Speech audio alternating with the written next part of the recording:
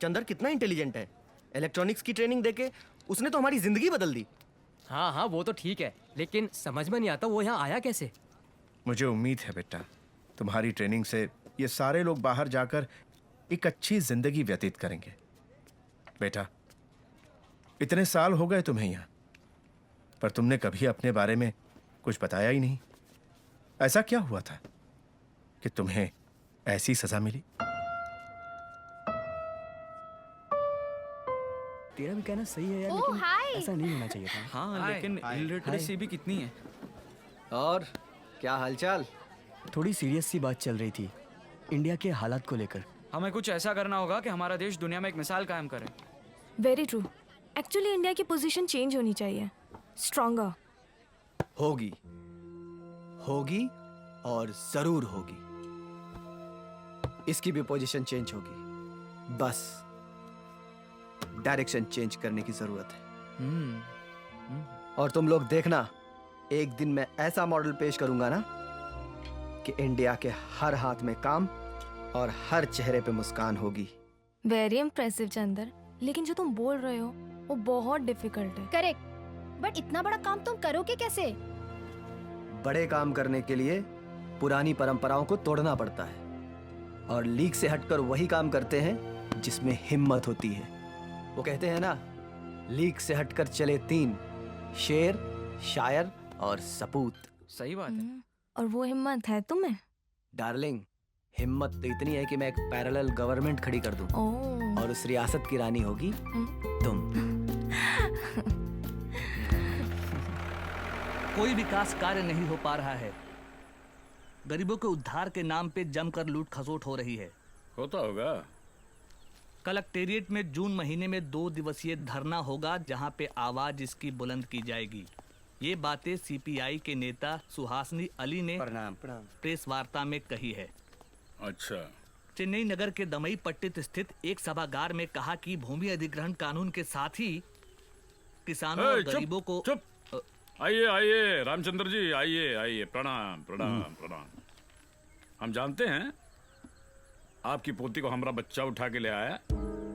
तो उठा के ले आया तो क्या हुआ, जवानी के दिन है, मौज मस्ती करेंगे ही।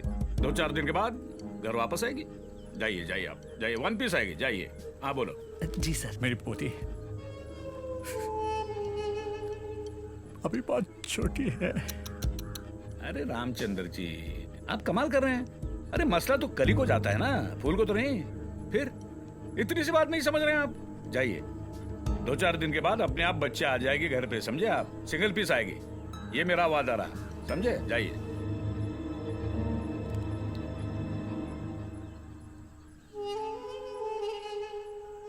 उसका भाई चंद्र आने वाला है, उसको मैं क्या जवाब दूंगा?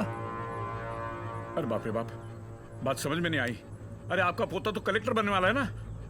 अरे वाह वाह वाह वाह वाह, ये कलेक्टर बनेगा, यहाँ आएगा, मुझे सीधा पकड़ के जेल में डालेगा। अरे सुना तुम लोगों ने, इसका पोता कलेक्टर बनने वाला है।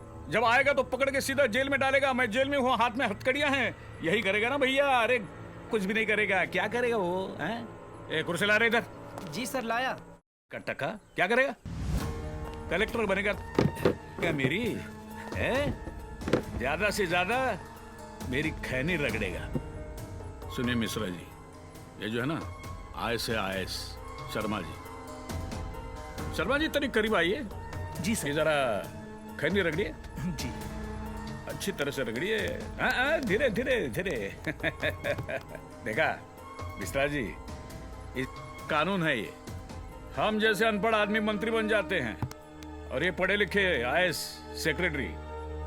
हम जैसे लोग कानून बनाते हैं और ये पढ़े लिखे लोग अनुपालन करते हैं। इसलिए हम आपसे कह रहे हैं, आप पढ़े लिखे हैं, हम जो बोल रहे हैं उसका अनुपालन कीजिए, वरना क्या होगा, SP को बुलाएंगे, SP 2 डंडे आपके पे मारेगा तो आप खुद कबूल करेंगे कि भाई हमारी पोती का अपहरण हमने किया है। अरे कहाँ देख रहे हैं, जाइए ना।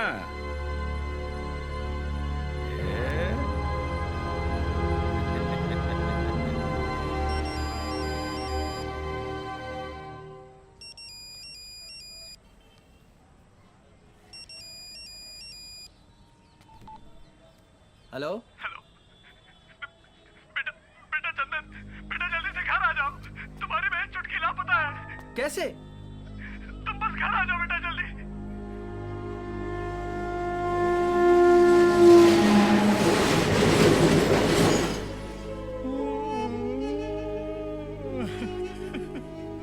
दुग्धा यादव के आदमी मेरी बच्ची को उठा के ले गया।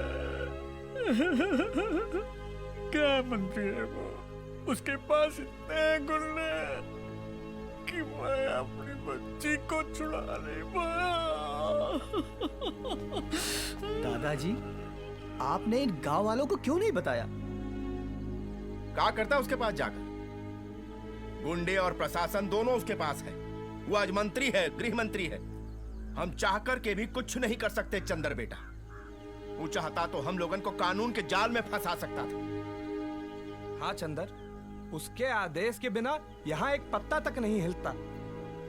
बेहतर यही है चंदर बेटा कि छुटकी को भूल जा। आ गई तो अपनी किस्मत, नहीं तो क्या? अरे चाचा जी, आप इस गांव के मुखिया हो और इन सब की सुरक्षा की जिम्मेदारी आपकी है। अरे हम सब ने इसलिए आपको मुखिया नहीं बनाया कि कोई भी बाहर से आए हमारी बहन बेटियों को लेके चला जाए यूं ही। आप हाथ पे हाथ धरे बैठे रहते हो। और दादाजी, अरे होगा वो इतना बड़ा मंत्री, लेकिन आप उसके पास गए क्यों नहीं? मैं गया था, वहां भी गया था।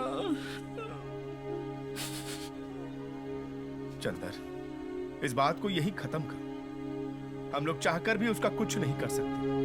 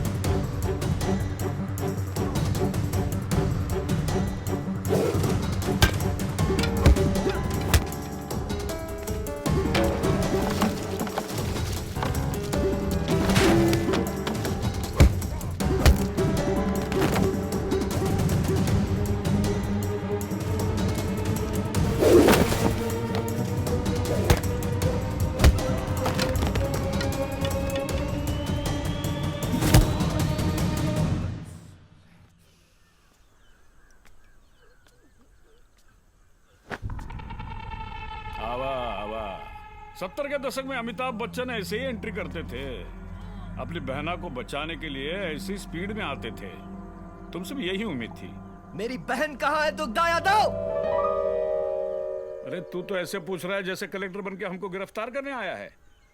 अरे ओए, देखत का रहे हो, पकड़ो इसको। दुग्धा यादव, मैं तुम्हें छोड़ूंगा नहीं। तेरी सारी नेतागिरी तेरे अंदर न डाल दी तो मेरा नाम चंदन नहीं। कितना बोलता है रे तू, कितना बोलता है। अरे सेक्रेटरी, अरे पुलिस को फोन कर रहे। जी सर, फोन दिया हूँ, बस पुलिस आती होगी। अमिताभ बच्चन भी ऐसे ही चिल्लाता था, लेकिन उस वक्त भी विलन ही जीतता था और आज भी विलन ही जीतेगा, समझा?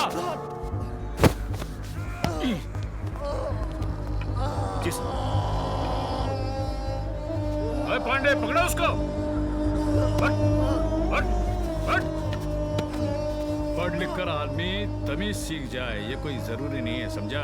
होने वाले कलेक्टर, अरे हम स्टेट के गृह मंत्री हैं, जरा तमीज से बात करना सीखो। अरे पांडे, इतनी दफा ठोकना कि जिंदगी भर जेल से बाहर ना आ पाए। पकड़ इसको। सुधरेगा ना साहब? लौंडे ने सिर्फ अभी कॉलेज देखा है, जेल और लॉकअप देखा कहाँ है?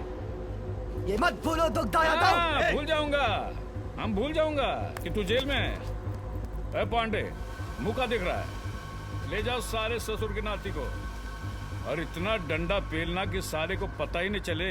Yes sir. ए चल, ले चल, ले चल।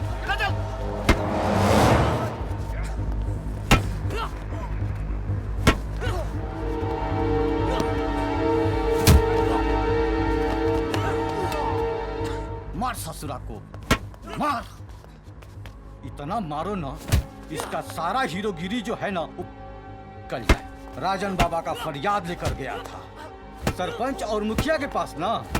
अबे तू को ये भी पता है कि छुटकी को मंत्री जी के बंगले पर कौन पहुंचाया था? अपने सरपंच और मुखिया। हाँ।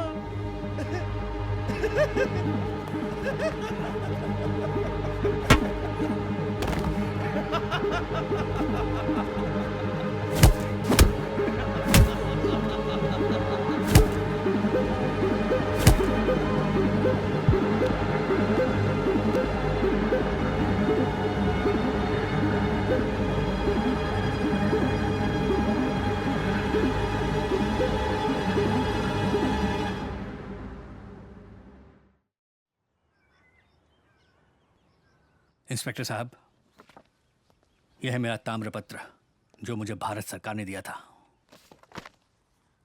ये स्वतंत्र सेनानी का सर्टिफिकेट है मेरा। चंद्र मेरा पोता है। अच्छा, तो आप फ्रीडम फाइटर हैं? सुन रहे हैं? ये फ्रीडम फाइटर है। हाँ, कौनो सिपाही का बंदूक लेकर भाग गए होंगे तो फ्रीडम फाइटर तो कहलाएंगे ही ना। अच्छा, तो आपने क्या क्या किया था फ्रीडम के समय में? कई बार जेल गए थे, भारत छोड़ो आंदोलन में भाग लिए थे। भाग लिए थे?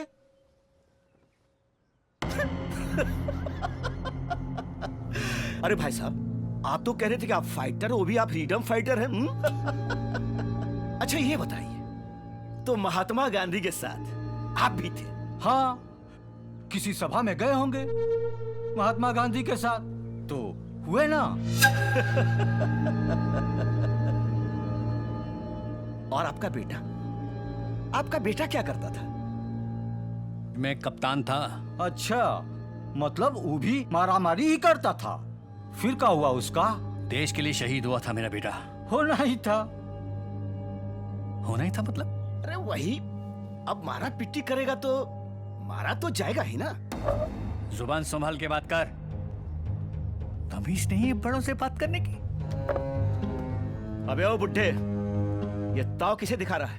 ये थाना है, यहाँ हमारी चलेगी। हम जो चाहेंगे वही होगा, समझा? बुढ़ौती आ गई मगर जोश वही है। ए, पकड़ के बाहर कर इसको। चल चल। क्या कर रहे हो तुम लोग? अपनी हरकतों से बाज आओ इंस्पेक्टर, वरना चुप।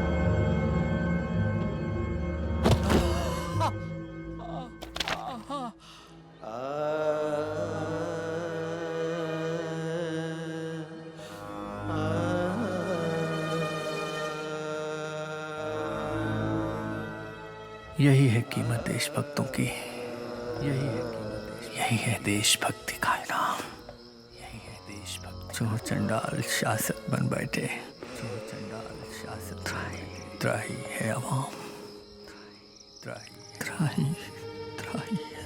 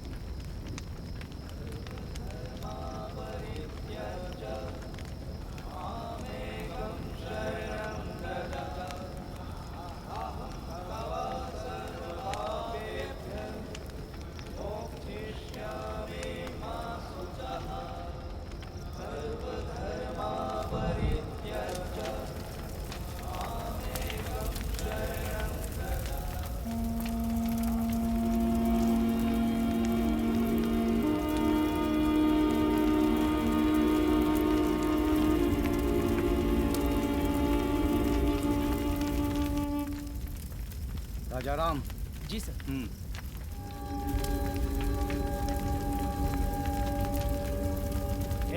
चल टाइम हो गया।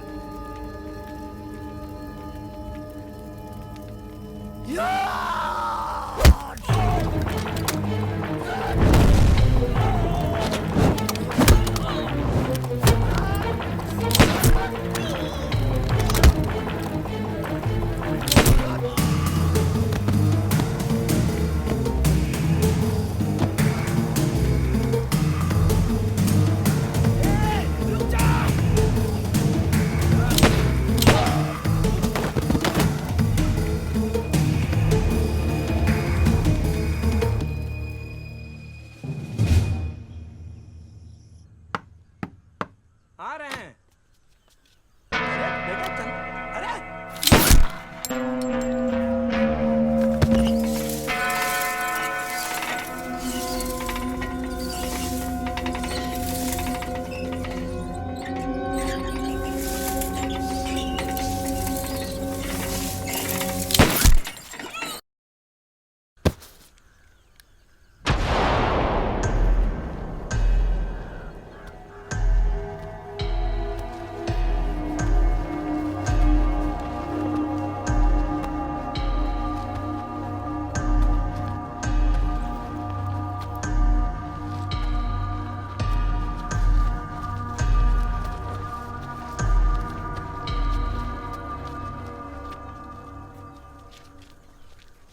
चंदर, तेरी इतनी हिम्मत कि मेरे बाप को।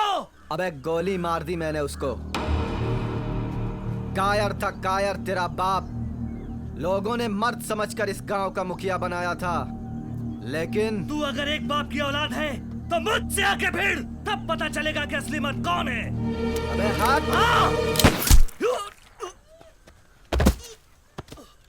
किसी को और कुछ कहना है कोई? आओ मेरे सामने।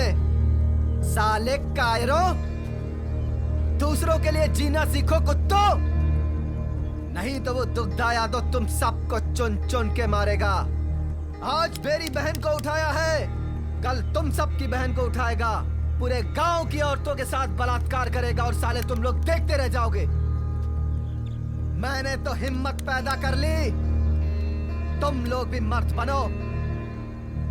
कायरों की तरह चुपचाप इस जुर्म को सहन करने की क्षमता तुम में है तो करो, यही तुम्हारी नियति है। मैं मिटाऊंगा दुग्धा यादव को। सुन रहे हो ना तुम लोग?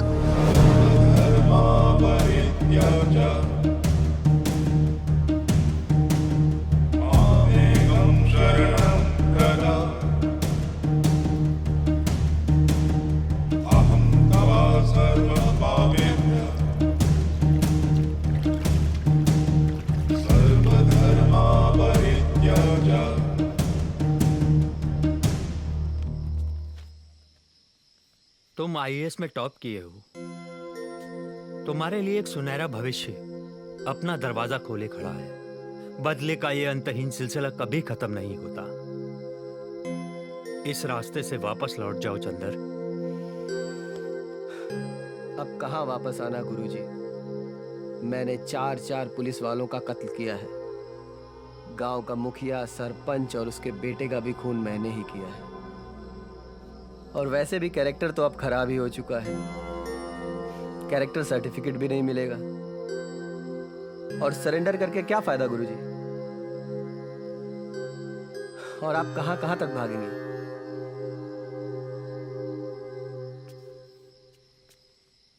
फिर भी एक बार सोच लो।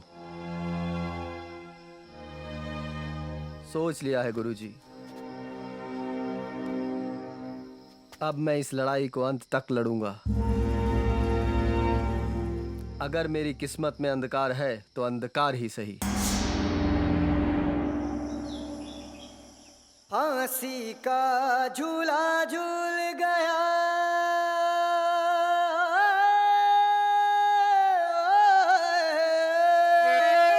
फांसी का झूला झूल गया मस्ताना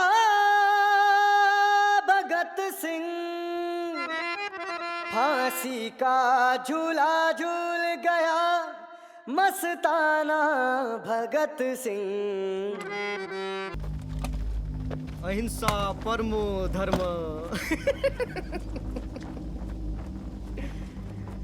गांधी बाबा ने अधूरा लाइन देकर पूरे समाज को बना दिया है। हम अपनी रक्षा के लिए शस्त्र तक नहीं उठा सकते। अगर कोई एक गाल पे थप्पड़ मारे तो दूसरा गाल भी आगे बढ़ा तो दे, लेकिन जब पेट की अंतड़ियां भूख से कुलबुलाती हैं तो आंखों से ज्वाला निकलती है, और तब सिर्फ एक ही बात याद आती है, धर्म हिंसा तथा बचा।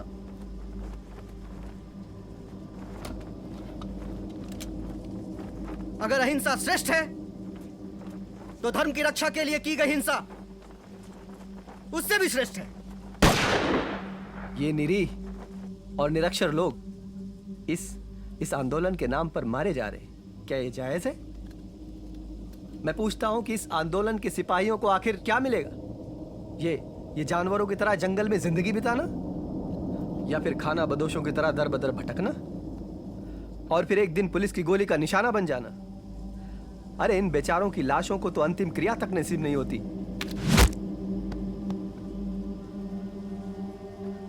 बहुत खूब मेरे दोस्त, बहुत खूब। क्या सोचकर तुम्हारे दादाजी ने इस देश को आजाद कराया था कि एक दिन उनके अपने ही भाई बंधु थाने में बिठाकर उन्हें अपमानित करें? जिस दुग्धा यादव को लोगों ने राज्य की बागडोर सौंपी, क्या उन्हें अपनी बहू बेटियों की इज्जत भी सौंपनी पड़ेगी? नहीं मेरे दोस्त, बात बदले की भावना की नहीं है, और नहीं इज्जत और अपमान की। बात यह है कि यह अत्याचार इस देश में लाखों करोड़ों लोगों के साथ हो रहा है, हर दिन, हर पल, हर क्षण। जी तो कुत्ते भी लेते हैं मेरे दोस्त, लेकिन जो दूसरों के दुखों को, दूसरे के तकलीफ को समझते हैं, वो सही मायने में वही सच्चे इंसान होते हैं। जो दूसरों की आंखों के आंसुओं को अपनी आंखों में रखने का जज्बा रखते हैं, उनको अपनी पलकों पे सजाने का जो जज्बा रखते हैं, वही सच्चे इंसान होते हैं। आज लाखों करोड़ों आंखें इस इंतजार में बैठे हुए हैं कि फिर कोई महात्मा गांधी जी या फिर भगत सिंह आएंगे और हमारे सारे दुखों का निदान कर देंगे। ऐसा कुछ भी नहीं होने वाला है। कोई गांधी नहीं आएगा, कोई भगत नहीं आएगा। हमें और तुम्हें ही भगत सिंह बनना होगा, गांधी बनना होगा। यही क्रांति हम अगर 1947 से पहले किए होते तो क्रांतिकारी कहलाते। तो क्या यह क्रांति इन सब के दुखों को दूर करेगी? गांधी बाबा भी तो कहा करते थे कि अगर शोषण करने वाला पापी है तो सहने वाला उससे भी बड़ा पापी है। और इसीलिए तो दादा ने अपनी सारी सुख सुविधाओं को छोड़कर उस पर लात मारकर जुट गए गरीबों और शोषितों की सेवा करने में। दादा? कौन दादा? दादा माणिक दादा। लंदन स्कूल ऑफ इकोनॉमिक्स से पढ़ के जब वो हिंदुस्तान आए, उनके पास बहुत बड़े बड़े ऑफर आ रहे थे, बड़े बड़े कॉरपोरेट से, लेकिन उन्होंने कहीं एक नजर तक नहीं डाला। जब उन्होंने हमारे देश के गरीब, पीड़ित, शोषितों का हाल देखा तो उनका हृदय दहल उठा। फिर क्या था, दादा निकल पड़े पीड़ितों और शोषितों की सेवा में।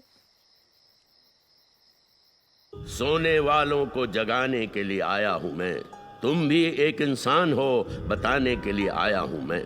उद्देश्य हमारा अधिकार मिले, एक बार नहीं हर बार मिले। मजदूरों के पसीने की कीमत सूखने से पहले यार मिले। ना ही अत्याचार है करते, ना खून खराबा पेशा है। हंस के दो या लड़के लेंगे, यही हमारा संदेशा है। ये लड़ाई शान और शौकत बढ़ाने की नहीं है, ये लड़ाई अपनी हिम्मत दिखाने की भी नहीं है। ये लड़ाई इसलिए है कि नोचे नहीं कोई बोटियां, बचे अपनी आबरू और मिले हमें दो रोटियां। सदियों से ये जंगल हमारी मिल्कियत है, ये हमारा घर है। हम अपनी जमीन छीनने नहीं देंगे किसी को। हम तैयार हैं, तैयार हैं। तो फिर मेरे साथ बोलो, हमारी होगी धरती, हमारा होगा अवाम। लाल सलाम, लाल सलाम। लाल सलाम, लाल सलाम। हाँ, झोंक दो इन मासूम लोगों को पुलिस की गोली के सामने इस लाल सलाम के नाम पर। अरे इन लोगों को तो ठीक से बंदूक पकड़ना भी नहीं आता। आओ आओ चंदर। दादा, ये है चंदर। ये रामचंद्र का पोता है ना? जी। फेंकूंगा। नहीं, क्यों मार रहा है इसको? नहीं, अमरजीत भैया कुछ नहीं। अमरजीत भैया कुछ नहीं, झूठ बोला गूंगा ये। अमरजीत क्या हुआ? झूठ बोला ये, झूठ बोला गूंगा ये। अमरजीत भैया कुछ नहीं, ये कुछ नहीं। दिखा क्या ये कैमरा? गलती हो गई अमर भैया। अमर भैया नहीं करूंगा। क्या कर रहा है अमर भैया? अब नहीं करूंगा। इन्फॉर्म कर रहा था? किसको? अब नहीं करूंगा भैया। पुलिस को इन्फॉर्म कर रहा था? नहीं करूंगा। हमारी बातें पुलिस को बता रहा था? नहीं करूंगा।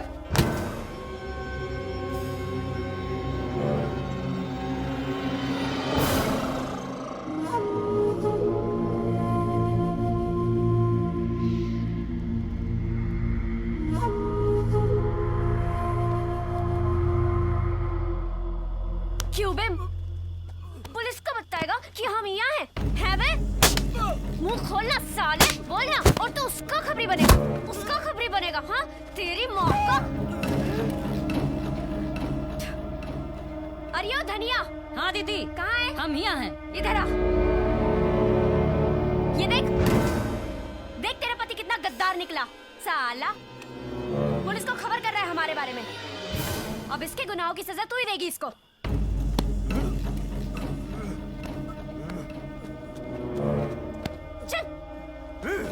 कौन धोखेबाज गद्दारी करता है? भाग, भाग।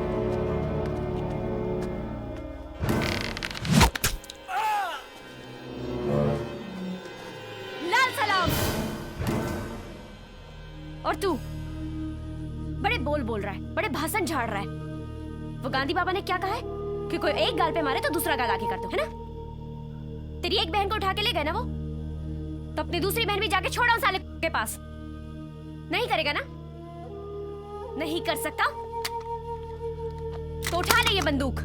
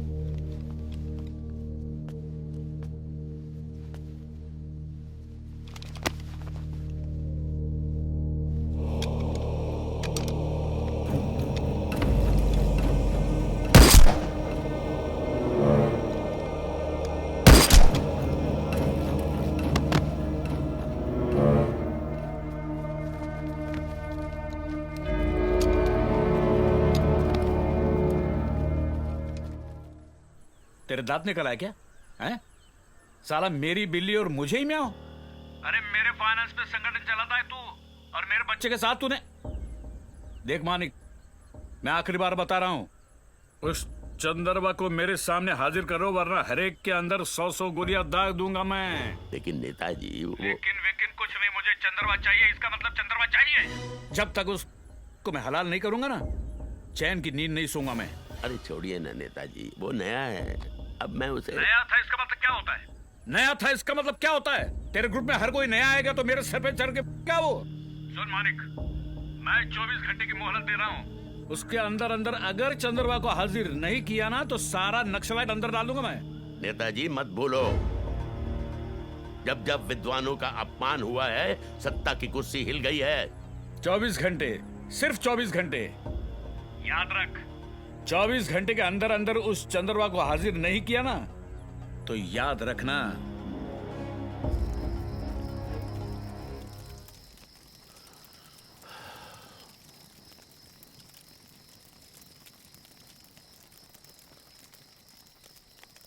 भाई मेरा तो ये मानना है कि चंद्र को दुग्धा के हवाले कर देते हैं।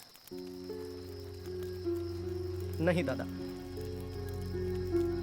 हम दुग्धा की ईंट से ईंट बजा देंगे मगर चंदर को नहीं सौंपेंगे। बेटा मैं तुम्हारे जज्बातों की और प्यार की कदर करता हूँ, लेकिन फैसले जोश से नहीं होश से लेने पड़ते हैं। अगर संगठन को चलाना है तो किसी ना किसी को तो कुर्बानी देनी पड़ेगी। मैं तो बोलती हूँ इसको ले जाकर बिठा दो उस दुग्धा की गोद में। बेटा ये मजाक का वक्त नहीं है, ये निर्णय का समय है। दुग्धा चंदर को मांग रहा है। अब उसकी कोई बेटी तो है नहीं जिससे ब्याहेगा चंदर को। मांग रहा है अमृत चंदर को। मांगता है चंदर को। क्या करेगा इसका? क्या करेगा चंदर का? ये तो पता नहीं, लेकिन उसने कहा है कि मुझे 24 घंटे के अंदर अंदर चंदर चाहिए।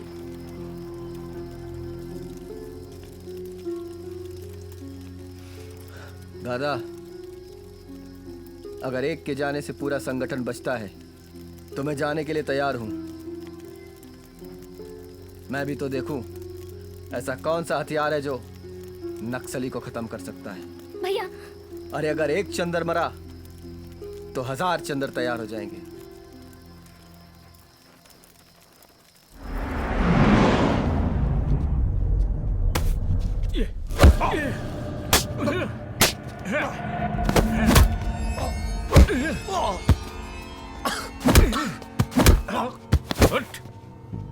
क्यों बे? क्या गलत किया? क्या दुश्मनी थी मेरे बेटे के साथ? क्या गलत किया उसने?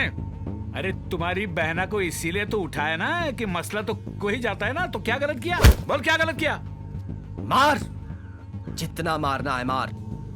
बाद में ये मत बोलना कि मैंने तुझे मौका नहीं दिया।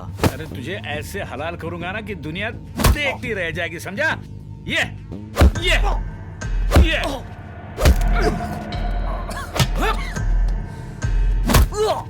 लीजिए सर।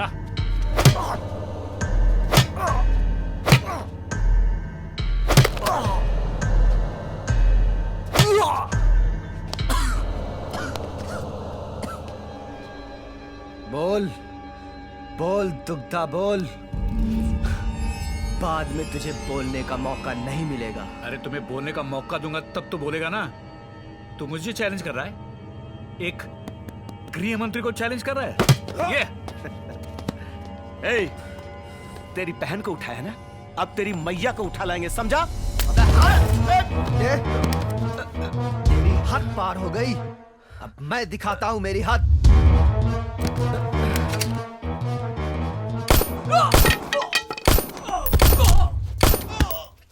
चंद्र बाबू, चंद्र बाबू, ये अब क्या करें चंद्र बाबू?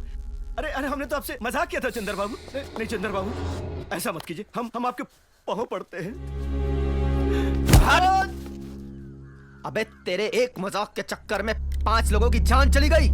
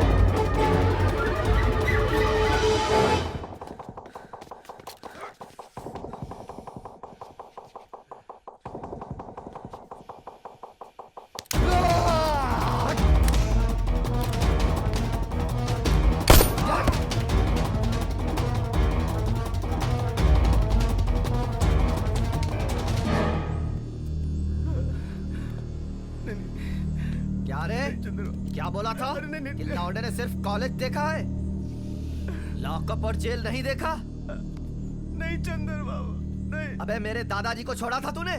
अबे आजादी की लड़ाई में बंदूक लेके भागे थे। तो सुन, जब तक इस देश में तेरे और दुग्धा यादव जैसे नेता और पुलिस वाले पैदा होते रहेंगे, तब तक मेरी ये बंदूक गरजती रहेगी।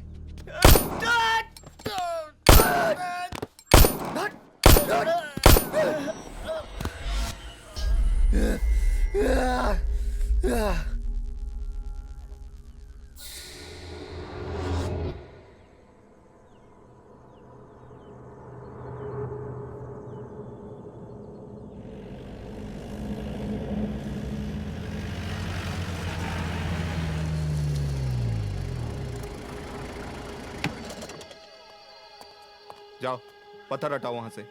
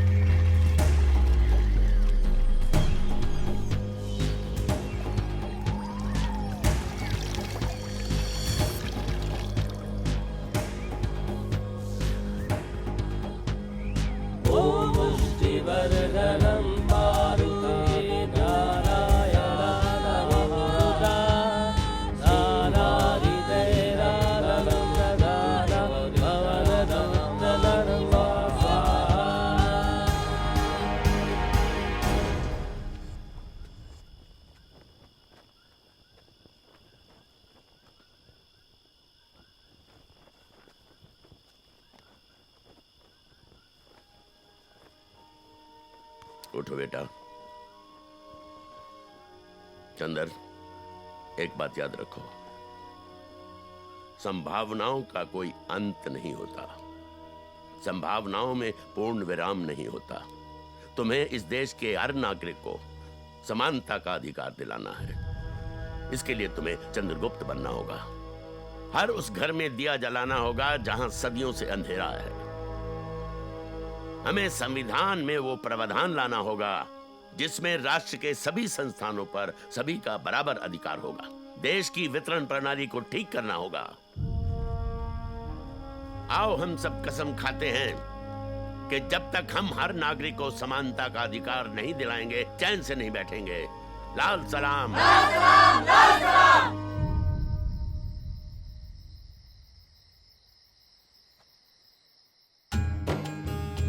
उठ जाग रे साथी देख जरा, उठ जाग रे साथी देख जरा, सुरभि से सवेरा होता है। जब जाग चुकी है दुनिया तो, जब जाग चुकी है दुनिया तो क्यों ओढ़ के चादर सोता है। उठ जाग रे साथी देख जरा, सुरभि से सवेरा होता है। जब जाग चुकी है दुनिया तो, जब जाग चुकी है दुनिया तो क्यों ओढ़ के चादर सोता है। उठ जाग रे साथी देख जरा।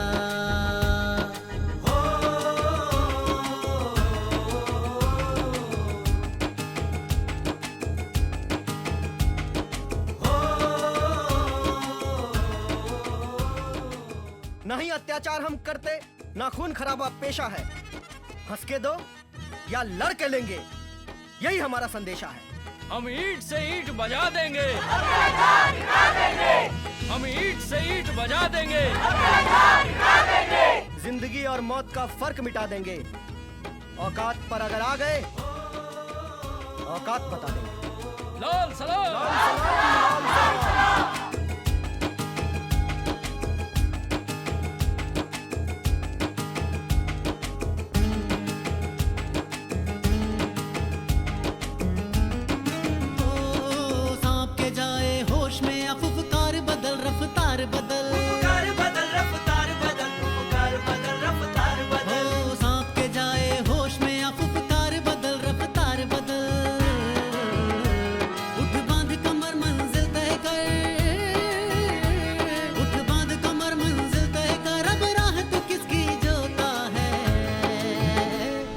जागरे साथी देख जरा सुरभि से सवेरा होता है। जब जाग चुकी है दुनिया तो, जब जाग चुकी है दुनिया तो क्यों ओढ़ के चादर सोता है। उठ जागरे साथी देख जरा, उठ जागरे साथी देख जरा, उठ जागरे साथी देख जरा।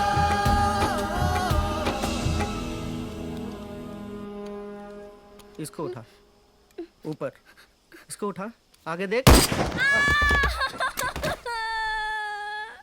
मम्मी, हम बोले थे ना हमें डर लगता है, हमसे नहीं होगा, हम नहीं करेंगे, हमसे नहीं होगा। हाथ दे, हाथ दे। तुम इतनी कमजोर नहीं हो जो इस बंदूक का भार भी ना उठा सको।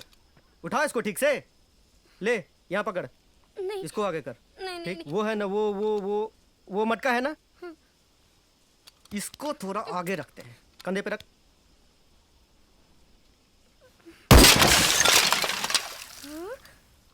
निशाना तो बिल्कुल सही जगह पे लगा है चुटकी, लेकिन घायल कौन हुआ रे? तू या ये अमरजीत? और क्यों भी अमरजीत? तुझे तो जाना था ना कहीं, गया क्यों नहीं अभी तक? जा रहा हूं ना, ले पकड़ इसको, पकड़ इसको। छुटके, शाम में मिल मेरे को।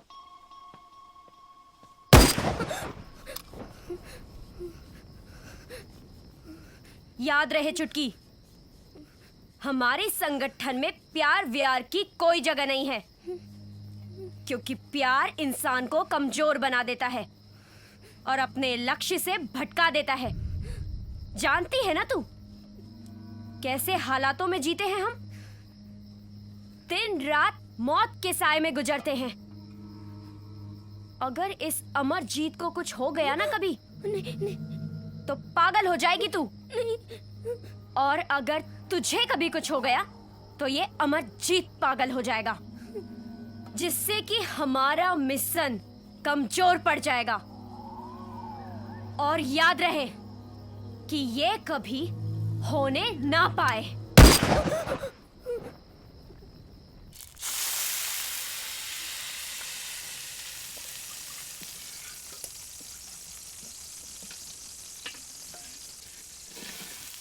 तू इतने पैसे कहाँ से लाएगा कि हम हर हाथ को हथियार देंगे? ऐसे ख्वाब देखने से बेहतर है कि इस बात को यहीं खत्म करो। और वैसे भी सेंट्रल कमेटी हमारी इस बात को नहीं मानने वाली। भय बिन होए न प्रीत, गोस्वामी तुलसीदास ने रामचरितमानस में कहा था। और जब तक हम उनके दिलों में भय पैदा नहीं करेंगे, तब तक हमें अपना लक्ष्य प्राप्त नहीं होगा। वो सब तो ठीक है, लेकिन रुपए आएंगे कहां से? कुछ तो सोच चंदर, आप कुछ बोलते क्यों नहीं? देखो, मेरा मानना है कि अभी हमारे संगठन की वो हैसियत नहीं है कि... लेकिन वो हैसियत कब आएगी? 1967 से हम ये लड़ाई लड़ते आ रहे हैं, लेकिन अभी तक क्या मिला? और ये रोनी हमेशा रोते रहेंगे तो मंजिल फिर कब मिलेगी हमें? हमें हमारी मंजिल भी मिलेगी और हम सफल भी होंगे। और इसके लिए हमें किसी भी सेंट्रल कमेटी की जरूरत नहीं है। रही बात पैसों की, तो वो तो आ ही जाएंगे। कहां से आएंगे ये पैसे? पेड़ पे है जो तोड़ लेंगे हम। हाँ, ये जंगल हमें देंगे पैसा, ये रास्ते हमें पैसा देंगे और यहाँ से गुजरने वाली हर ट्रेन हमें हथियार देगी। क्या बोलते हो कॉमरेड? कैसे देंगे पैसे? ये जंगल, ये रोड और ये ट्रेन। मेरे दोस्त, पैसे तो ऐसे बरसेंगे ना कि हम संभाल भी नहीं पाएंगे। और रही बात हथियारों की, तुम्हारी मंशा मैं समझ रहा हूं चंदर, लेकिन एक बात का ख्याल रखना बेटा कि आम आदमी को कोई परेशानी नहीं होनी चाहिए। अगर आम आदमी को परेशानी हुई तो दर्द मुझे होगा। और दूसरी बात ये, फिर हम में और करप्ट सिस्टम में कोई फर्क नहीं रह जाएगा। तुम हंस क्यों रहे हो चंदर? दादा की बात का जवाब दो। कसम है मुझे लाल सलाम की, अगर मेरी वजह से किसी भी आम आदमी को एक भी खरोच आई तो तुम सब कॉमरेड मिलकर मुझे गोली मार देना। मेरे मुंह से आवाज तक नहीं निकलेगी। लेकिन दादा, मैं आपको विश्वास दिलाना चाहता हूं कि मैं मेरी वजह से कभी इस लाल झंडे के रंग को बदरंग नहीं होने दूंगा। लाल सलाम, लाल सलाम, लाल सलाम।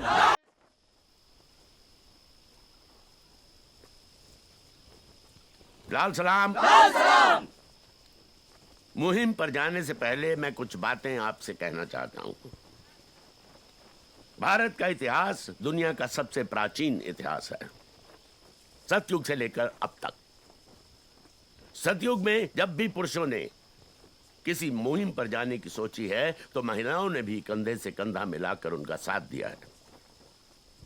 अगर विष्णु और महादेव ने असुरों का वध करने के लिए शस्त्र उठाए थे तो दुर्गा और काली भी पीछे नहीं रहीं। और आज के युग में भी ऐसी मिसाल है, रानी लक्ष्मीबाई। तो आप लोगों को रानी लक्ष्मीबाई बनना है और सतयुग को लाना है, समझे? कलयुग को बदलना है, फिर से सतयुग को लाना है। धनिया ने हमारी मूवमेंट के लिए जो प्रतिबद्धता दिखाई है वो बेमिसाल है। ये इतिहास की किसी भी वीरांगना से कम नहीं है। नहीं तो अपने माथे का सिंदूर पोंछ देना कोई आसान काम नहीं है। शाबाश बेटा, अब तुम्हें इनका साथ देना है, इनका साथ देते हुए लड़ना है। लाल सलाम, लाल सलाम।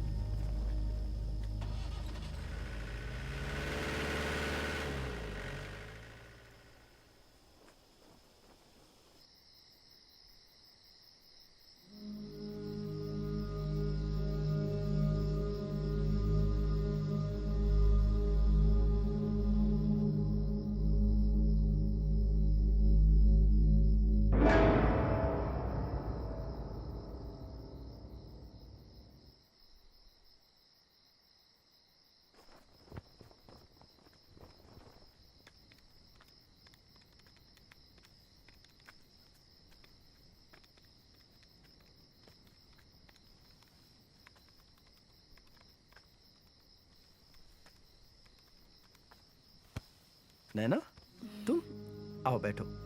अरे अरे नैना, नैना ये देखो मैंने एक प्लान बनाया है जिससे हमारे देश के हर हाथ में काम होगा और हर चेहरे में। अरे अरे नैना, तुम सुनो मेरी बात सुनो नैना। देखो इधर देखो, ये हमारा प्लान जो है जिससे देश खुशहाल हो जाएगा। अरे नैना, समझो बात को। ये जो हम कर रहे हैं ना, अगर यही सब करना होता तो बाहर की दुनिया में नहीं करता मैं। नैना, ये जो एनर्जी तुम इस बात पर लगा रही हो ना, वही एनर्जी अगर तुम अपने लक्ष्य पर, अपने मिशन पर लगाओगी तो हमारा मिशन दुगनी तेजी से बढ़ेगा।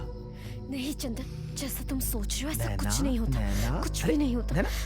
चंदन मेरी बात सुनो।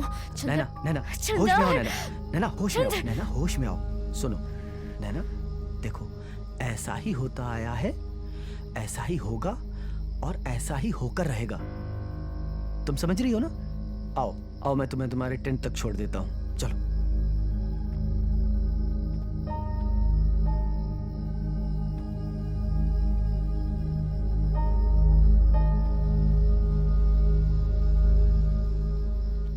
मैंने आप सबको बेहतर से बेहतर ट्रेनिंग देने की कोशिश की है और अब मेरा यह मानना है कि आप सब कठिन से कठिन परिस्थितियों का सामना करने के लिए तैयार हैं। कोई शक? नहीं। गुड। और अब हमारा अगला मिशन है कि आप सब अलग अलग टुकड़ियों में बट जाएं और यहीं इसी जंगल से हम व्यवस्था पर चोट करेंगे। आप सबके अलग अलग इलाकों में आने वाले पुलिस स्टेशंस, उनको हम नेस्तो नाबूद करेंगे और उनके हथियारों पर कब्जा करेंगे। कोई शक नहीं। कसम जो लेनी हो तो रख दो अपने दिल पर हाथ। अपना दिल ही पवित्र गीता, अपना दिल ही कुरान पाक। ये दुनिया की जो अदालतें हैं, हम उन पर जाने को तैयार नहीं। इंसाफ हमारा यहीं पर होगा, अब कोई सरकार नहीं। लाल सलाम, लाल सलाम, लाल सलाम।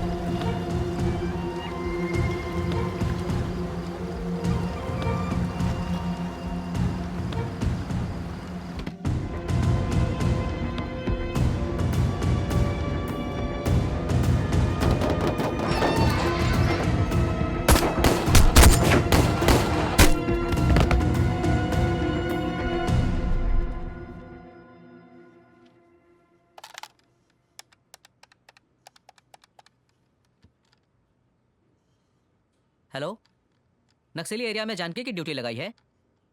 Good job.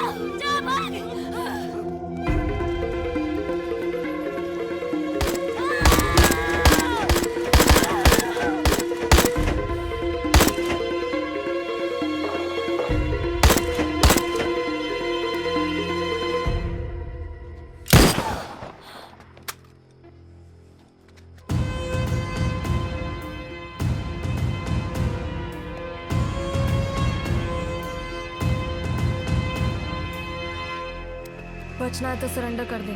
तुझको क्या लगता है कि हमको मार देने से, हमको खत्म कर देने से ये पूरा नक्सल खत्म हो जाएगा? बहुत गलत सोच है तेरी पुलिसिया। तू पहले अपनी सोच, नक्सल के बाद में सोचना। लाल सलाम।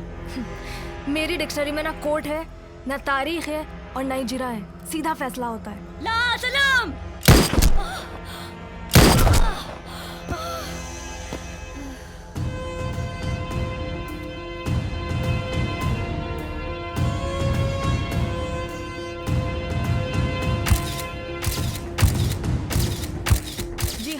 पुलिस ने नक्सलियों के हथियारों का भारी जखीरा बरामद किया है और अब उनके खिलाफ हमारी कार्रवाई और भी तेज और भी कठोर होगी। अगर वो लोग पुलिस और कानून को कमज़ोर समझ रहे हैं तो मैं ये क्लियर कर देना चाहती हूँ कि पुलिस और कानून अपने देश में शांति व्यवस्था बनाए रखने के लिए कुछ भी कर सकती है।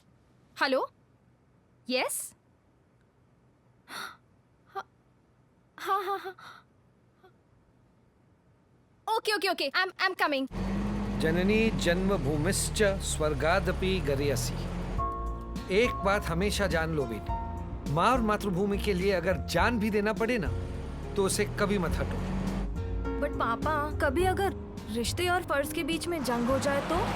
अगर रिश्ते और फर्ज में जंग हो जाए तो फर्ज हमेशा बड़ा होता है, क्योंकि रिश्ता किसी एक के प्रति होता है और फर्ज करोड़ों के लिए होता है।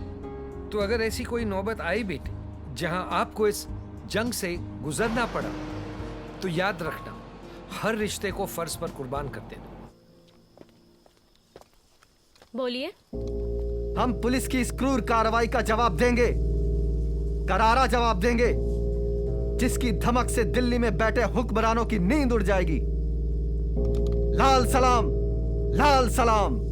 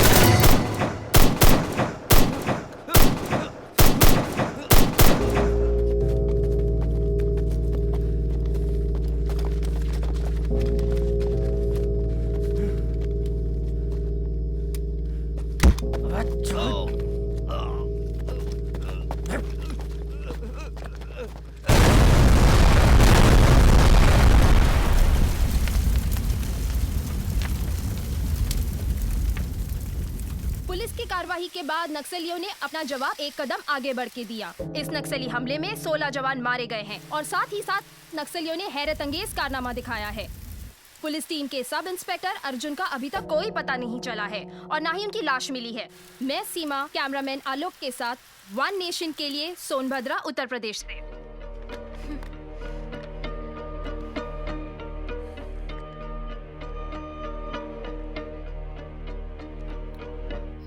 सोचो सावन भादो या फिर माघ पूस की रातों को, जिनके पास है कोठी बंगले समझेंगे क्या इन बातों को? तुम ही समझो, तुम ही जानो अपने इन जज्बातों को। कैसे कैसे बरसों बरस कितनी तकलीफें उठाते हैं। वो महलों में रहते हैं, हम जंगल में रैन बिताते हैं। आवाज उठाने पर अपनी नक्सलवादी कहलाते हैं। क्या कर रहे हो? अरे ठोक इसको, ठोक। ठोकना होता तो वहां नहीं ठोक देते। चलो, दो बंदूक मुझे। बैठ जाओ चुपचाप, बैठो। क्या लगता है तुम्हें, हम एक आजाद देश के नागरिक हैं? ये सचमुच की आजादी है जिसके कानून अंग्रेज बना गए थे। तुम तो पुलिस वाले हो, ये तो जानते ही होगे। पुलिस एक्ट सन 1858 में अंग्रेजों ने सिर्फ और सिर्फ इसलिए बनाया था ताकि वो मजबूर हिंदुस्तानियों पर जुल्म कर सके। और इसलिए बनाया था क्योंकि वीर कुंवर सिंह ने सन 1858 में क्रांति के लिए विद्रोह कर दिया था। आज भी पुलिस जब चाहे जहां चाहे किसी को भी मार पीट सकती है। कोई उफ तक नहीं कर सकता, कोई आवाज तक नहीं उठा सकता। अगर गलती से भी किसी ने आवाज उठा दी तो उसको 6 महीने तक की जेल हो सकती थी। उनके पास है महल अटारी भरी हुई तिजोरी है। उनके पास है महल अटारी भरी हुई तिजोरी है। 2 मुट्ठी अनाज हम ले लें तुरंत कहेंगे चोरी है। दौलत का नशा है उनको, पैसों की खुमारी है। कोठी पर कोठी बनाते यही उनकी बीमारी है। सच्ची बात कहें जब उनको नक्सलवादी कहलाते हैं। जरा सोचो, अगर तुम्हें किसी निर्णायक परिस्थिति में स्वयं से कोई फैसला लेना पड़ जाए तो क्या तुम ले सकते हो? नहीं, तुम ऐसा बिल्कुल नहीं कर सकते, क्योंकि तुम एक ऐसी मशीन हो जिसका रिमोट सीधे उन नेताओं के हाथों में है जो तुम्हें जब चाहे जैसे चाहे इस्तेमाल कर सकते हैं। अगर तुम्हारे कार्यक्षेत्र में एक भी अपराध हो जाए तो उसका ठीकरा सीधे तुम्हारे सर पे फोड़ दिया जाता है। ये आजादी की मशाल हम अपने हाथों में तब तक उठाए रहेंगे जब तक कि इस में समानता की बयार नहीं बह जाती, जब तक इस देश से सड़ा हुआ कानून भाग नहीं जाता, यह आंदोलन रुकने वाला नहीं है। लोग दिन ब दिन जुड़ते जाएंगे, कारवां बनेगा और एक दिन पूरा देश इस आग में जल उठेगा और इन करप्ट नेताओं को इसी आग में जलाकर भस्म कर देगा।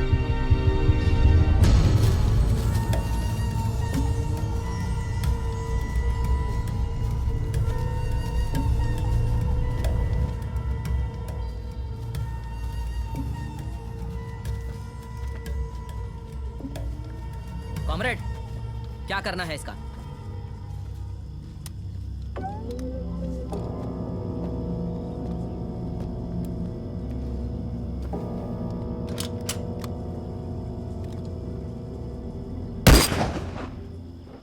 छोड़ दो इसे।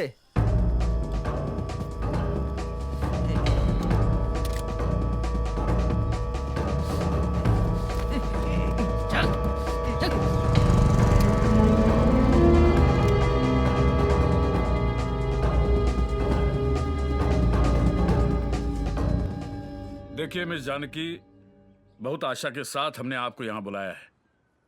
आप में वो दम है, सूझबूझ है, साहस है, काबिलियत है जो इन नक्सलियों का सफाया करने के लिए काफी है। लेकिन अब हम थोड़े से निराश हो रहे हैं। सर, निराश होने की कोई जरूरत नहीं है। हमारा डिपार्टमेंट इंफॉर्मेशन के आधार पर चलता है और वो इंफॉर्मेशन हमें आईबी ऑफिसर्स और स्टेट पुलिस के थ्रू मिलती है, लेकिन वो लोग आजकल हमें इंफॉर्मेशन देते ही नहीं है। हम तुम्हारी प्रॉब्लम को अच्छी तरह से समझते हैं जानकी, लेकिन हमारा बहुत भरोसा है तुम पर कि इस राज्य को इन नक्सलियों से तुम मुक्त करवा सकती हो। Sir, my duty is to serve the country and protect it. मैं अपनी तरफ से पूरी कोशिश करती हूँ, बट आज हम आपसे वादा करते हैं आगे चल के कभी भी किसी चीज की जरूरत पड़े, जैसे कि किसी चीज का ऑर्डर चाहिए या कोई इंफॉर्मेशन चाहिए या फिर ताकत की जरूरत पड़े, आप डायरेक्टली हमें कांटेक्ट कीजिए। लेकिन इन नक्सलियों का सफाया होना बहुत जरूरी है। Thank you sir. मैं आशा करती हूँ कि अब आपको कभी निराशा नहीं होगी। Thank you. गोपाल, मुझे नक्सलाइट्स अफेक्टेड एरिया में चप्पे चप्पे पे सैटेलाइट कैमरा चाहिए और मॉनिटरिंग तुम खुद करोगे। Yes madam. मुझे एक एक पल की रिपोर्ट चाहिए। यस मैडम, मिल जाएगा। और सुनो, मुझे अपने लिए कुछ नेटवर्क चाहिए, दे सकते हो? श्योर मैडम, लेकिन कुछ वक्त लगेगा। No problem, but try to make it fast. Okay madam. ये है गुरु, ये नक्सलियों का ब्रेन माना जाता है। और ये नैना, नक्सलियों की महिलाओं की विंग की कमांडर। और ये गूंगा, बोल नहीं सकता मगर इतना खतरनाक कि किसी का गला काटना इसके लिए खेल है। और ये शख्स है इनका लीडर। इनका नाम माणिक चटर्जी है। ये एक बहुत बड़ी इंस्टीट्यूट में प्रोफेसर थे, लेकिन इनके नक्सल से जुड़े होने का कोई पुख्ता सबूत हमारे पास ना होने की वजह से हम चाहकर भी इनका कुछ बिगाड़ नहीं सके।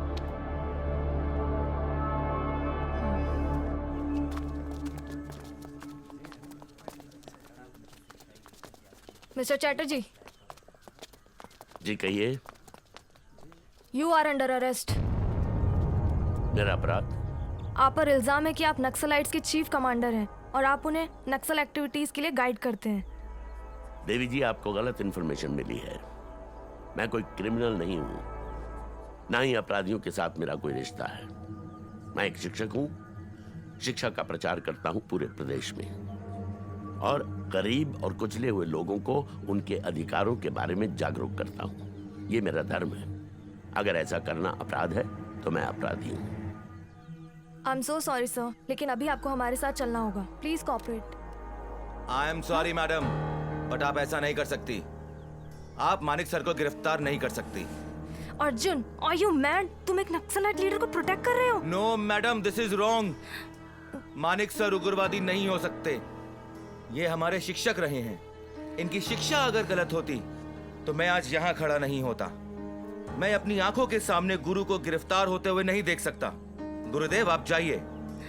मेरे होते हुए कोई आपको गिरफ्तार नहीं कर सकता।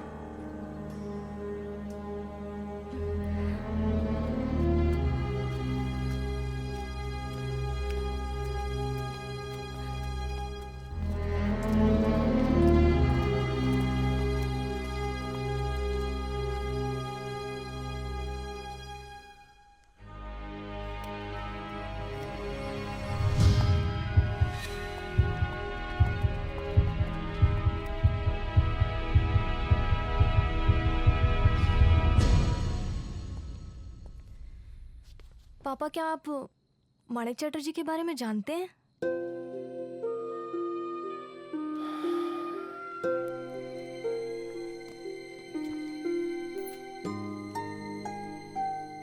मानिक चैटर्जी, प्रोफेसर मानिक चैटर्जी कहो। Great man. पापा, आप उन्हें कैसे जानते हैं? मैं प्रोफेसर चैटर्जी को कैसे जानता हूं? वो मेरा लास्ट ईयर कॉलेज का था जब प्रोफेसर चैटर्जी हमारे कॉलेज में आए। जितना उनके चेहरे पे तेज था, उतनी ही उनकी आंखों में करुणा थी। लेकिन क्या आप जानते हैं कि वो नक्सलाइट ग्रुप के चीफ हैं? किसने कहा तुमसे? किसने कहा कि प्रोफेसर चैटर्जी नक्सल चीफ हैं? वो गरीबों की चीफ हैं, वो पीड़ितों के चीफ हैं, वो शोषितों के चीफ हैं। प्रोफेसर चैटर्जी ने उनको अपनी आवाज उठाना सिखाया। प्रोफेसर चैटर्जी ने उनको अपने हक के लिए लड़ना सिखाया। जिंदा तो वो पहले भी थे, लेकिन प्रोफेसर चैटर्जी ने उनको जीना सिखाया। उनमें इतनी हिम्मत डाली कि वो वर्ग आज स्वाभिमान से अपने आप को देखती है, और तुम कहती हो कि वो अपराधी है।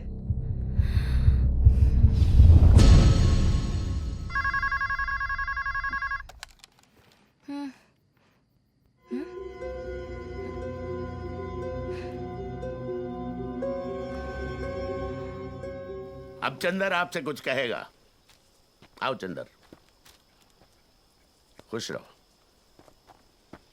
दोस्तों, पहले तो मैं आप सबको बधाई देना चाहता हूं, लेकिन उसके साथ साथ मैं एक बात और आप सबको बताना चाहता हूं कि हमें अब एक होना पड़ेगा। अब वक्त आ गया है कि हम टुकड़ों में न लड़कर एक होकर लड़ें।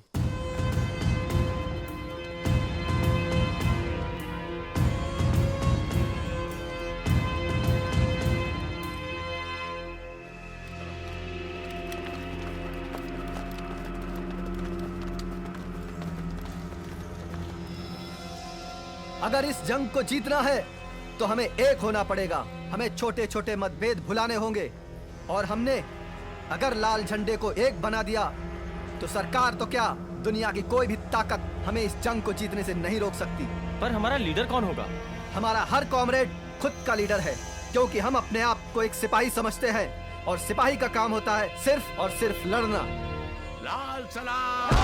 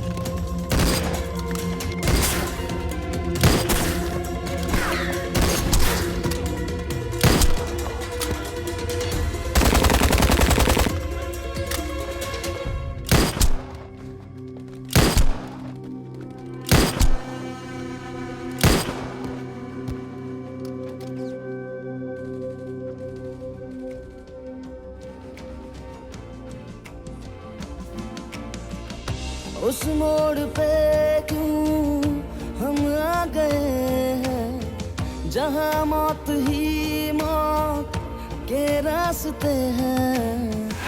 उस मोड़ पे क्यों हम आ गए हैं, जहाँ मौत ही मौत के रास्ते हैं। रह गई जो अधूरी रास्ता कर दे पूरी, एक जरा सी भी दूरी न रहे अब दरमियां।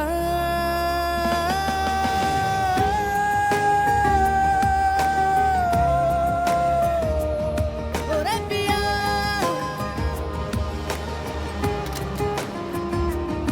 ओरे पिया,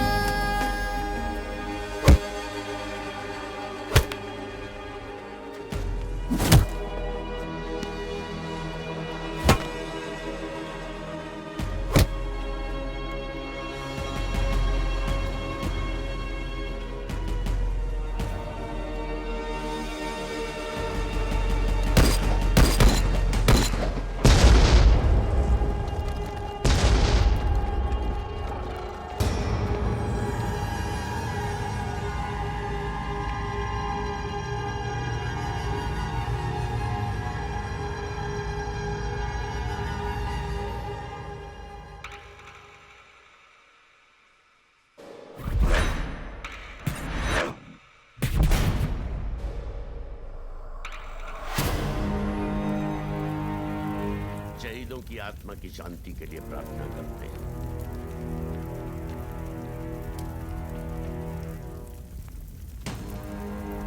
लाल सलाम, लाल सलाम। तुम क्या समझते हो चंदर कि मैं तुमसे प्यार करती थी तो मैं तुम्हें छोड़ दूंगी? No, never Chandar. क्या कहा था तुमने? डायरेक्शन चेंज करोगे तो पोजीशन चेंज हो जाएगी। ये डायरेक्शन चेंज किया है, सबको नक्सलाइट बना दिया तुमने। तुमने कहा था हर हाथ में काम होगा, तुमने तो हर हाथ में बंदूक पकड़ा दी। वाह चंदर वाह, क्या काम किया है तुमने। यही था तुम्हारा विकास का मॉडल, सबको विद्रोही बना दिया तुमने। कैसा मॉडल बनाया तुमने चंदर? ये कैसा मॉडल बनाया? ये पैरेलल गवर्नमेंट बनाना चाहते थे तुम, और ऐसे साम्राज्य की रानी तुम मुझे बनाना चाहते थे। मुझे मुझे मुझे मुझे let me tell you very clearly Chandar कि ना मुझे ये पैरेलल गवर्नमेंट पसंद है and I don't like this kind of policy. हाँ जानकी, हाँ ये सब मैंने किया है। मैंने सैकड़ों लोगों के हाथों में बंदूक थमा दी जिससे वो अपना हक ले सके। बंदूक हर समस्या का हल नहीं होती चंदर।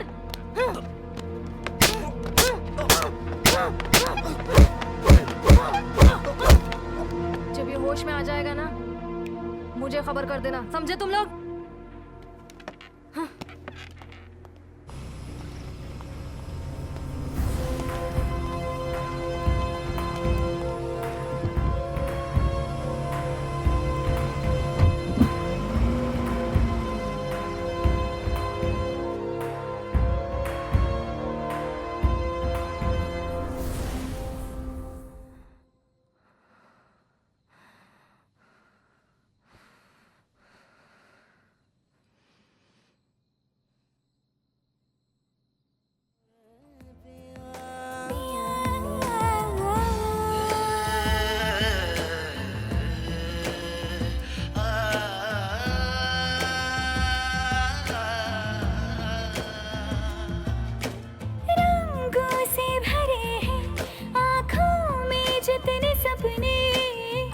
सच होंगे एक ना एक दिन,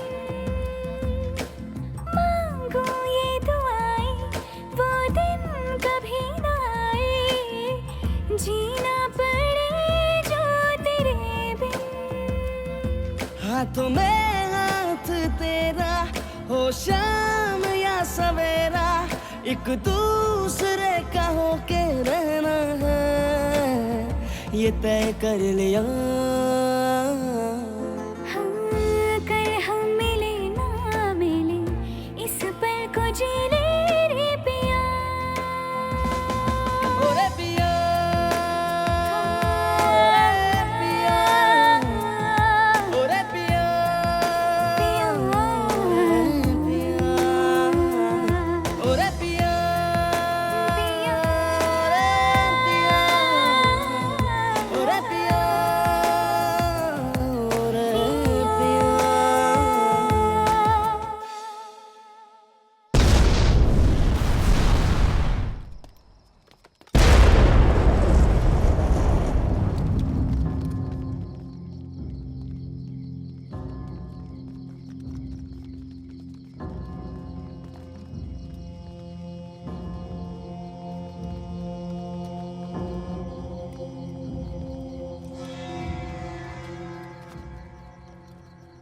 जिंदगी में आज पहली बार हमने देखा है कि प्यार पर फर्ज ने कुर्बानी दी है। 70 के दशक में जो हिंदी फिल्में बनती थी उसमें भी ऐसा नहीं दिखाया जाता था। ये जो नक्सलाइट लीडर है चंदर मिश्रा आज पुलिस की हिरासत से फरार हो गया है। जानकी चौधरी ने 17 जवानों के साथ अपनी फर्ज की कुर्बानी दी है। जिस उम्मीद से सरकार ने जानकी चौधरी को एक रिस्पॉन्सिबिलिटी दी थी, नक्सलियों का सफाया करने का जो अभियान चलाने की वो बागडोर जो दी थी, उसके बारे में सरकार पुनर्विचार कर रही है। तो आपने देखा कि किस तरह से जानकी चौधरी पर आरोप और प्रत्यारोप के इल्जाम शुरू हो चुके हैं। ये सरकार अब क्या डिसीजन लेती है, ये ऊँट किस करवट बैठेगी, ये तो आने वाला वक्त ही बताएगा। मैं सीमा, वन नेशन के लिए कैमरामैन आलोक के साथ सोनभद्रा।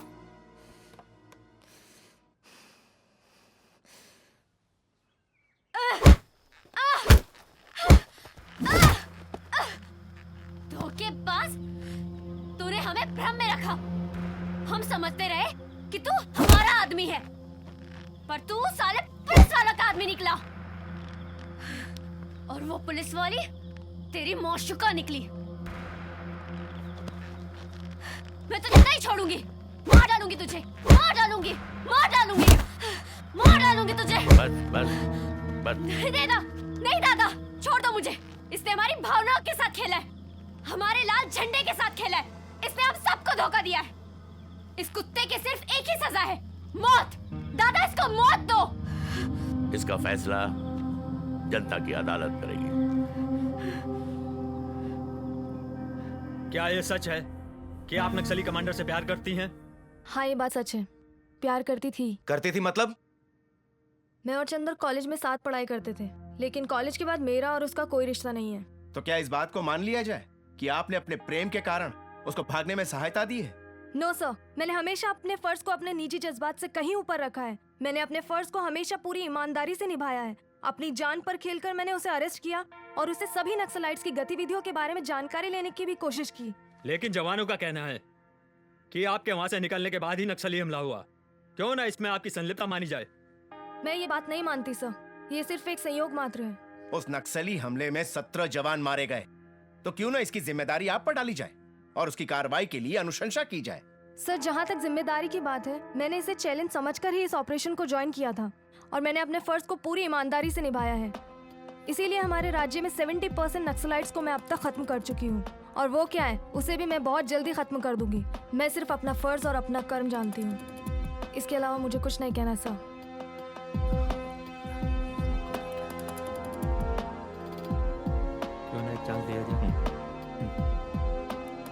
ये कमेटी आपको 1 महीने का समय देती है कि नक्सली कमांडर चंदर मिश्रा को गिरफ्तार कर अपनी निष्ठा साबित करे, वरना आप पर जांच आयोग बिठाई जाएगी। सर, सारी बातें सुनने के बाद तुम्हें अपनी सफाई में कुछ कहना है चंदर? मैं ना तो कभी पुलिस का आदमी था और ना मैं उनके लिए काम करता हूं। अगर मैं पुलिस के लिए काम कर रहा होता तो मैं नक्सलाइट्स की बेहतरी के लिए कभी कुछ नहीं करता और ना ही संगठन को इतना मजबूत बनाता। तू झूठ बोल रहा है चंदर, अपनी गलती को कबूल कर। नैना, मैंने कोई गलती नहीं की है और ना मैं कोई गलती आगे करूंगा। अगर कमेटी ये समझती है कि मैं बेगुनाह हूं या गुनहगार, तो वो जो सजा देगी मुझे मंजूर है।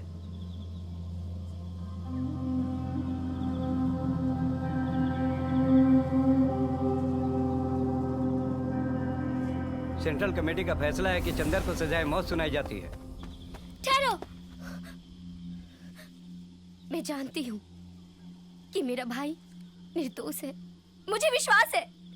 इसके बावजूद भी मैं सेंट्रल कमेटी से रिक्वेस्ट करती हूँ कि भैया के संगठन में अगर जरा सी भी निष्ठा है तो उन्हें अपनी सच्चाई साबित करने के लिए एक मौका जरूर दिया जाए। नहीं, फैसला हो चुका है।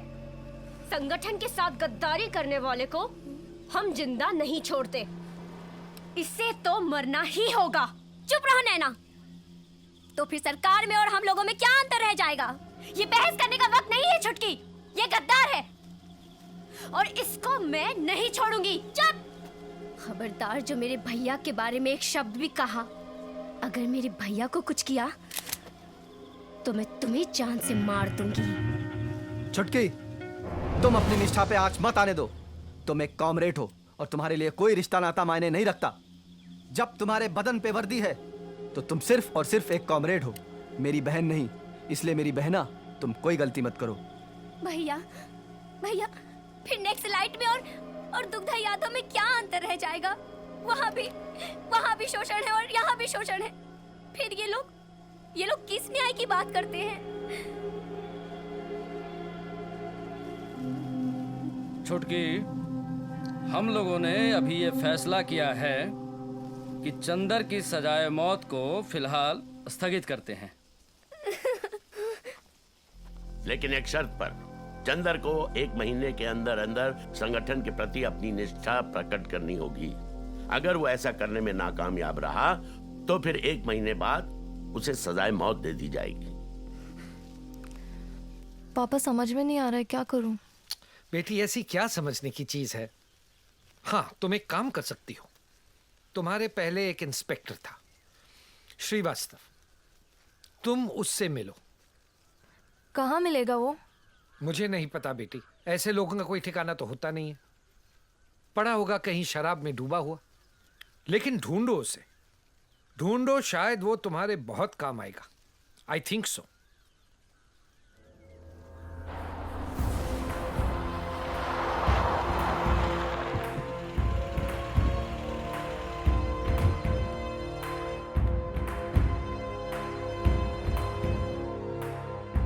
हाय सर, मेरा नाम जानकी चौधरी है और मैं इस मिशन की चीफ हूँ।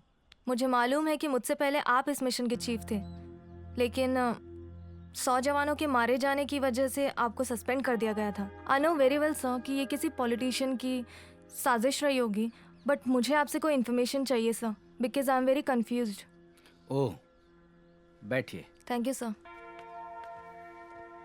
तुम क्या समझती हो इस मिशन को कामयाब करने के बाद तुम्हें गोल्ड मेडल मिल जाएगा? बिल्कुल नहीं, क्योंकि ये पॉलिटिशियंस चाहते ही नहीं कि नक्सलाइट खत्म हो। ये कमबख्त कभी भी वर्बली ऑर्डर दे देते हैं एक्शन, और हम एक्शन पर आते हैं ये मुकर जाते हैं, क्योंकि इनके हाथ में कुछ है ही नहीं। रिमोट कंट्रोल तो किसी और के पास है। बट सर, इन सबको रोकने का उपाय क्या है? उपाय है, उसमें गवर्नमेंट को देश हित में दृढ़ निश्चय होकर कार्य करना पड़ेगा। लेकिन करे कौन और कैसे? क्योंकि ये जो हथियार के सौदागर हैं ना, ये हर वक्त हर सौदे में जगह और चेहरे बदलते हैं, और जो चेहरे एक्सपोज हो जाते हैं उसे मार दिया जाता है। ओह। खैर छोड़ो इन बातों को। ये लो, नक्सलियों की कुछ इंफॉर्मेशन है। और हाँ, यस सर। एक बात याद रखना, ना हम मिले थे और न कभी मिलेंगे।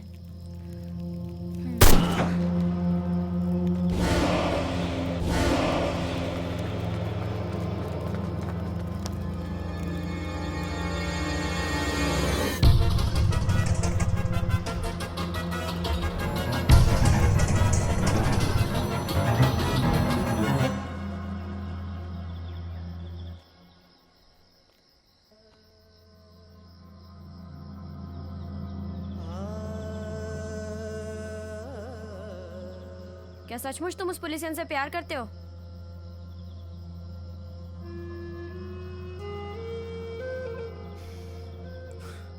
जब मैं कॉलेज में था तब मैं उससे प्यार करता था।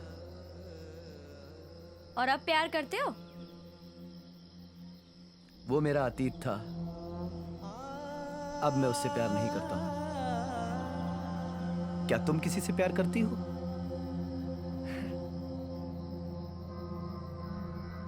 प्यार किसको नहीं चाहिए, पर मेरी किस्मत को कुछ और ही मंजूर था। क्या हुआ था तेरे साथ? ये पूछ कि क्या नहीं हुआ था मेरे साथ। 12-13 साल की थी, माँ नहीं थी, बापू था। बहुत अच्छी जिंदगी थी मेरी। बचपन में सहेलियों के साथ घूमना, जंगल से लकड़ियाँ लाना, नदी से पानी लाना, बापू के लिए खाना पकाना, बहुत अच्छा था सब कुछ। फिर एक दिन कुछ पुलिस वालों की नजर मुझ पर पड़ गई।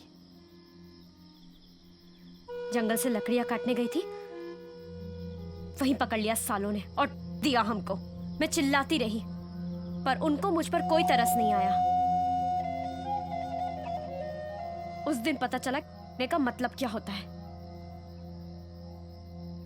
और एक दिन वो साले तीनों पुलिस वाले फिर से आ धमके मेरे घर पर, और मेरे बापू के सामने मुझे की बातें करने लगे। बापू से रहा नहीं गया, बापू ने कुल्हाड़ी उठाई और दे मारी उसके सर पर। साले दूसरे पुलिस वालों ने मेरे बापू को गोली मार दी। मैं सन्न होकर सब देखती रही। मेरे बापू की लाश के सामने मैं भी लाश बनती जा रही थी।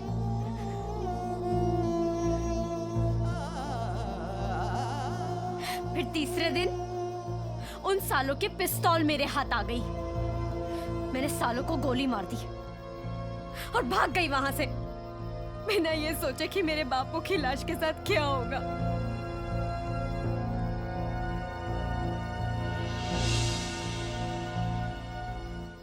क्या कहते हो चंदर? हाँ, मैं आपसे सहमत हूं। हम अर्जुन पर भरोसा कर सकते हैं। अर्जुन के बताए हुए प्लान के मुताबिक हम दुग्धा यादव तक पहुंच सकते हैं और उसका खात्मा भी कर सकते हैं। लेकिन थोड़ी सावधानी रखनी है। हाँ दीपांकर जी, हम सावधानी तो रखेंगे, लेकिन अर्जुन जी का प्लान मुझे फुल प्रूफ लग रहा है, इसलिए मैं अकेला ही जाऊंगा दुग्धा यादव को मारने। नहीं चंदर, मैं भी तुम्हारे साथ चलूंगी।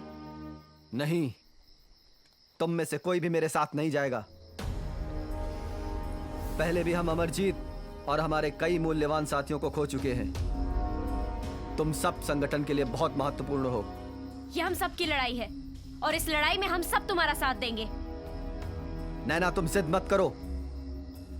मुझे अकेले ही मेरी बेगुनाही साबित करनी होगी। चंदर, तुम अकेले नहीं हो। मेरी आंखों में आंखें डालकर देखो और कहो कि तुम अकेले हो।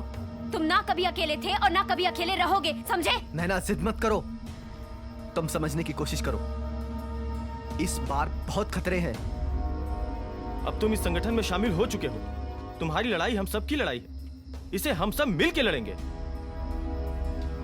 लाल सलाम। लाल सलाम। अमरपुर अभी 200 किलोमीटर दूर है।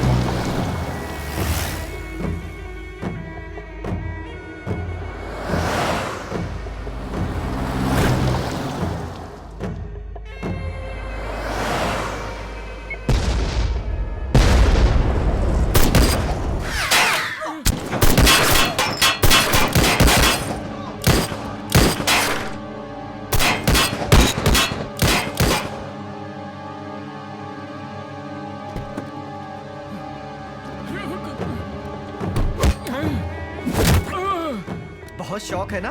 बहुत शौक है भाषण देने का इस लाल बत्ती और ऐसी गाड़ी में। अब भाग भाग के भाषण दे।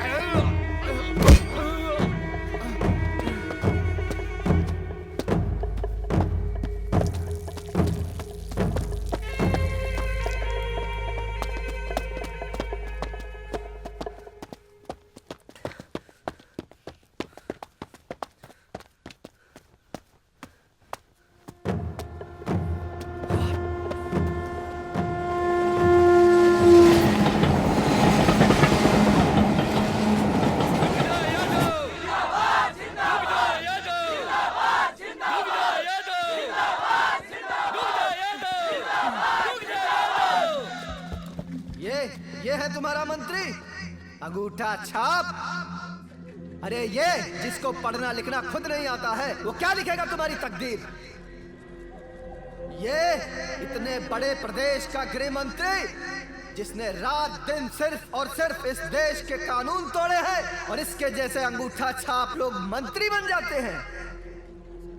अरे ठेंगा छाप तो ऐसे ही कानून बनाएगा ना।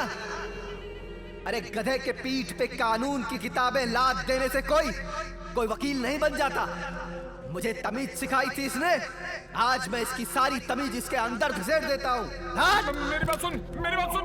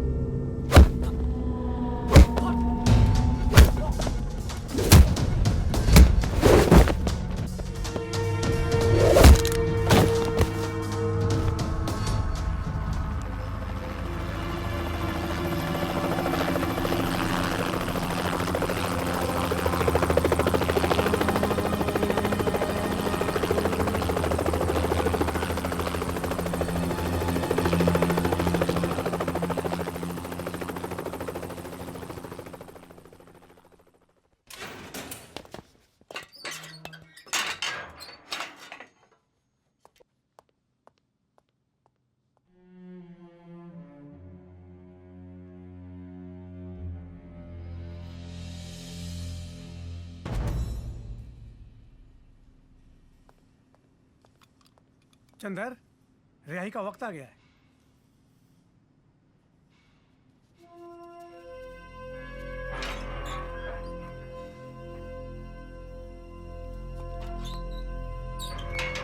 फांसी का झूला झूल गया,